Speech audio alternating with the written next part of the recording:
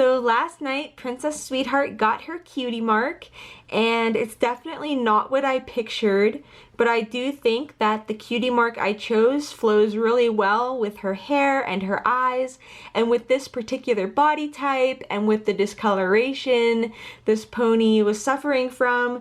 I think it worked out really well. So basically, I almost scrapped this custom project because things were not going the way I wanted. I had this certain idea in my head for Princess Sweetheart, and I think it was maybe the pose that was kind of throwing me off. But no matter what I did, I just couldn't come up with anything that was like good enough. And I realized that me being so hypercritical of myself and trying to come up with something that's so perfect and really expresses what I want to share is kind of my downfall, and that's the reason that this is like my first art project in so long. I'm such a perfectionist that I just give up and I just don't continue with trying to make things, and it's absolutely killing me not to be able to create some kind of art or to make things. Like, it really does bother me because I'm a very creative person, and like whenever I was a kid, I always drew pictures and I was always making a different art project, and I really need that back in my life more than ever. So I did not want to give up on this project. So if you guys think like it's not perfect or whatever, like, I'm sorry, but I just could not give up on her, and I decided that I would just let the project kind of happen organically, just pick what worked for what I had already done, and I'm really pleased with how she turned out. I really love her, and I can't wait to put the finishing touches on her, which I'm gonna have to do after the weekend. So here is her cutie mark. I chose a conversation heart because a lot of you guys recommended that I had one of them on her, and originally I was kind of turned off by the neon pink. I would have much rather had like lavender as the outline and the light pink to stick with the color scheme, but I think it's good to have that one like spot of like really bright pink just to kind of draw attention to the conversation heart. So I tried to make it look like semi 3D with, like, you know how they're kind of shaded around the bottom. So I hope I kind of accomplished that there.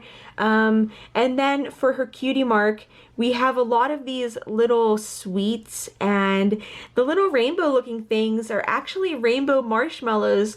What finally made it click for me was on Google, I found a picture of all these little rainbow marshmallows, and I was like, oh my god, that's perfect, it'll go with her hair.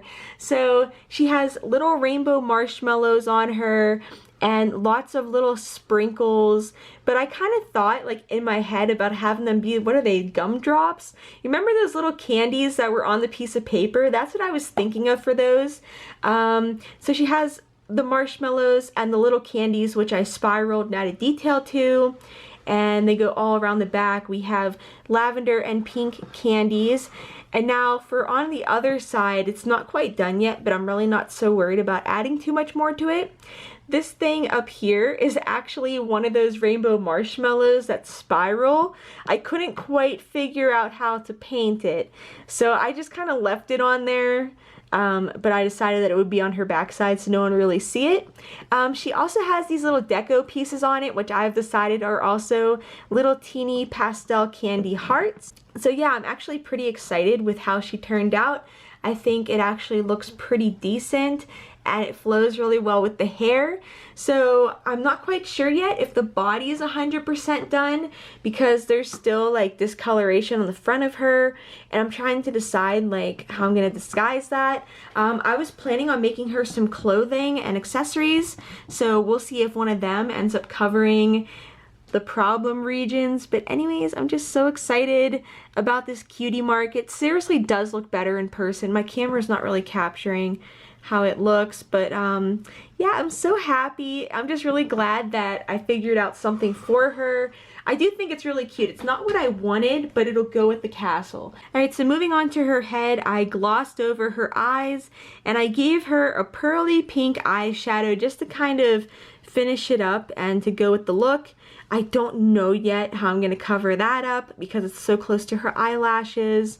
So now for the hair, I'm actually going to be curling her hair into like big spiral curls that'll be a mix of like the pink and the blonde. I think that'll look really good, and she'll kind of look like the Gen 1 candy cane ponies, which is what I was really heavily inspired by near the end.